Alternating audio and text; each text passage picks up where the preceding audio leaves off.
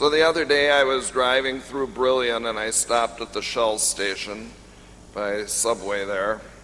And I don't know how I did it, but I must have opened the door before I turned the car off.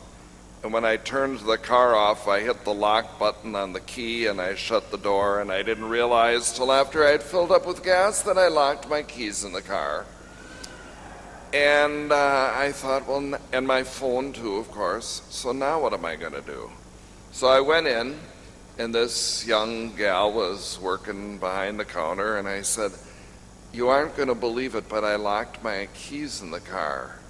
I said, "What should I do?" And she said, "Well, I have a phone that you can use." And I said, "Well, but nobody I know would have a key to my car. That isn't, who would I possibly call? AAA maybe or something." I said, "Now Horn Ford is just down the road here. Do you think they have a master key that unlocks every Ford that was ever made?" Or she said, "No, I don't think." She said, "I'll do you one better than that." She said, "I'll call the Brillion police. They never have anything to do." We live in a very safe town. So she called, and sure enough, a minute later, this young guy comes driving up, and he said, "You locked your keys in the car." I said, "Yes, I did." So he put a little stick or something in between the rubber and the window of the car, and then he slipped in it looked like a blood pressure cuff, and he filled it with air, and then that opened it a little more, and then he could get a wire in there and pop. I don't know what he even pressed to open the car, but he did, and it worked. And he said to me, "Now, I assume you know that you have numbers on the side of your window that is a code that in case you lock your keys in the car, you can." And I said, "I've never programmed it. I always thought to myself, only an idiot would lock keys in the car." and he laughed. And I thought, "Oh, brother, it'll never happen again, trust me." In the gospel today, the woman has nothing locked in her heart. She is an open book. She is petitioning that judge over and over and over again. There is no frustration or anger or anything else locked in her heart.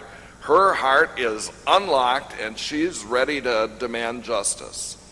The judge, on the other hand, has locked justice and compassion and concern in the courtroom, and he is not going to do a thing for her until he can't stand it anymore. How often do you and I keep things like goodness and mercy and love locked within us, never to let it out? Eventually, it has to come out. Eventually, the heart needs to be unlocked. Eventually, you and I all need to be people of mercy and love and goodness. So what unlocks the heart? Well, sometimes it's simply a direct plea. Someone that we have offended or who has offended us comes up to us and says, "I'm sorry, forgive me." That just happened to me the other day, and it was a person I hadn't seen in years. And the person said to me, "Have you ever forgiven me?" And I said, "Huh?" With all the compassion I could muster. I had no idea what the person was talking about. I do not ever remember being offended by that person. "Have you ever forgiven?" I said, "Well, I must have, because I've long forgotten about whatever it is you're talking about." I said, "I have enough burdens. I can't carry those around." So sometimes it's a direct plea. Somebody just comes to us and says, "Can you forgive me?" And the heart is unlocked, and out the mercy pours. Sometimes it's the witness of someone else.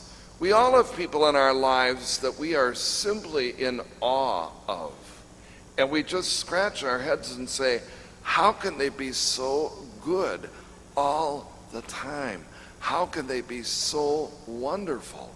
They're always willing to help. They're always smiling. They're always nice. They're always generous. Who unlocked their heart? Well, probably someone who gave great example to them. There is something about encountering people who witness to that free outpouring of goodness that makes us want to do the same. Next weekend is the Women's CEW, Christian Experience Weekend. And essentially that is what those weekends are all about, so that by the time it's over on Sunday afternoon, we look around and we say, oh my gosh, what a group of wonderful people who have talked about how they have encountered God in their lives in very simple and often undramatic ways. Ordinary people, like all of us, witnessing to their faith. And that gives us the courage to turn the key and unlock our hearts as well. And finally, as I mentioned before, children can do it very easily, probably the easiest of anybody. They can unlock the door of the hardest heart just by their smile and by their antics and by their sincerity.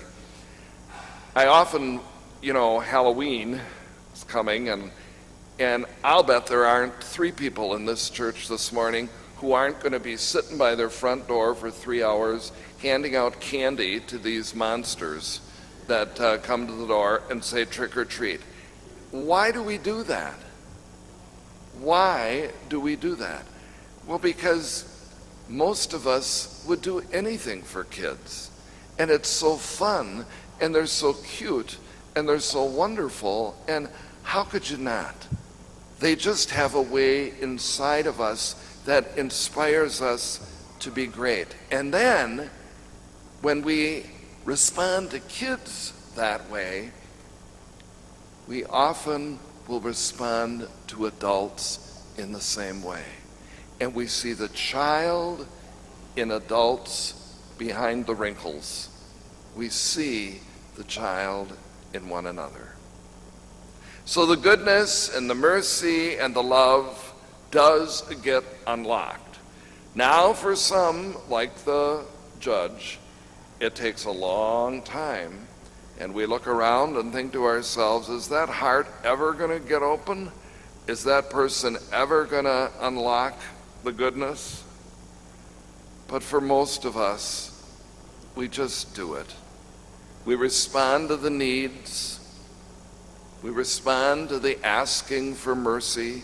We respond to the example of others. We respond to the kids in our lives and to the child in each of us. And we feel good. And others are happy. And the world is a better place because we don't keep any goodness or mercy or love locked within. Today is a good day because you and I are good people.